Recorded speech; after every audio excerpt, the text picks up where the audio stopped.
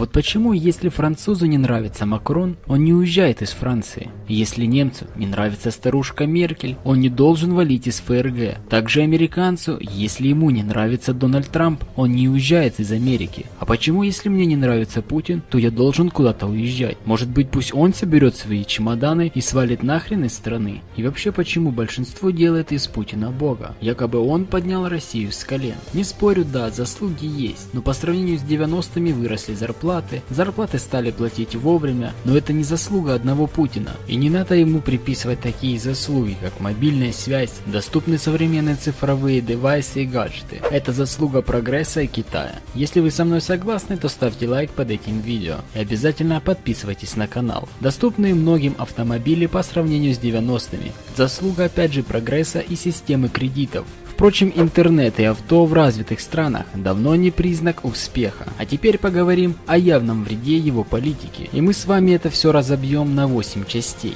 Под номером 1. Наша страна медленно, но уверенно ползет в тоталитаризм.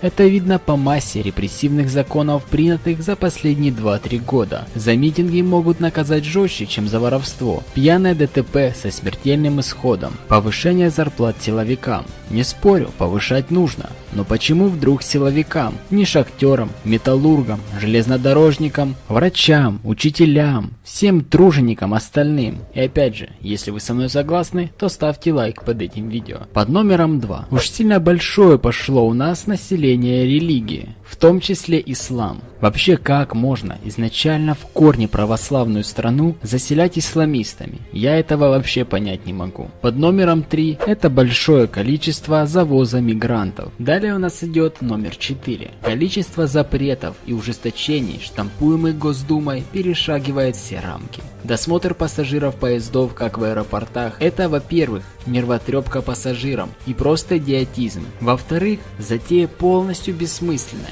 В-третьих, можно дойти до досмотров с проверкой сумок в торгово-развлекательных центрах и городских автобусах. Надеюсь, хоть в электричках досмотра не будет. Представляю, как я спешу на работу, а доблестные блюстители шмонают людей перед тем, как зайти в электричку. А садоводам, дачникам вообще не повезло. Вот надо человеку на свою территорию перевести, допустим, какое-нибудь дерево, рассаду и так далее. А тут подошли блюстители, распотрошат все на предмет наркотиков, взрывчатки и так далее. И пожелают удачного пути. Далее у нас идет под номером 5 вранье и показуха, а на деле развал всего и вся гражданского авиастроения. Массовая оптимизация путинским эффективными менеджерами в РЖД виде массированного сокращения проездов и пригородных электричек. При том, что на Западе, в Японии, Южной Корее электропоезда основной, быстрый и удобный пригородный и межкрайный транспорт. В РФ с ее убогими дорогами, холодными и снежным климатом сокращение ЖД транспорта просто вредительство и диверсия для народа.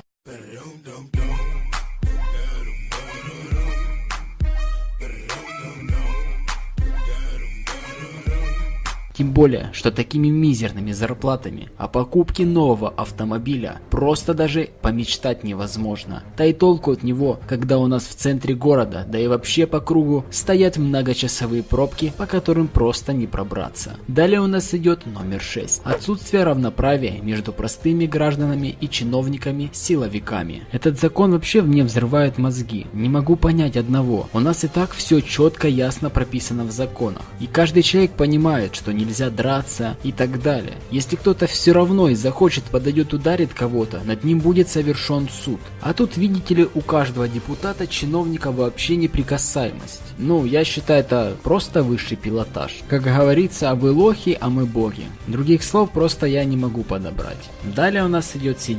Рост цен на услуги ЖКХ, на бензин. Сколько можно повышать? Когда же повысят зарплаты? Это неизвестно. Зато с каждым днем на прилавках все становится дороже, и скоро мало того, что у нас ходят плохо электрички и так далее, еще и бензин подорожает. Придется переходить на велосипеды, хотя может быть и правильно. Далее у нас идет 8. Откаты и распилы везде, где только можно. В общем, едем по каким-то рельсам, непонятно куда. Есть ощущение, что где-то дальше они просто оборвутся и все. Поначалу, да, было ощущение, что якобы машинист Владимир Путин знает, куда мы едем. Но когда законы, сотворенные этим же человеком, им же отменяются, когда он говорит одно, а на деле делает другое, появляются ощущения, что машинист едет в неизвестном ему направлении и собирается сам с этого поезда спрыгнуть. Вот так и живем. С каждым годом становится все хуже и хуже, а мы привыкаем и затягиваем свои пояса. Как думаете вы, уважаемый зритель, что нужно сделать, чтобы в нашей стране все пошло вверх и наша жизнь стала намного ярче, а страна процветала? Обязательно напиши свое мнение в комментариях.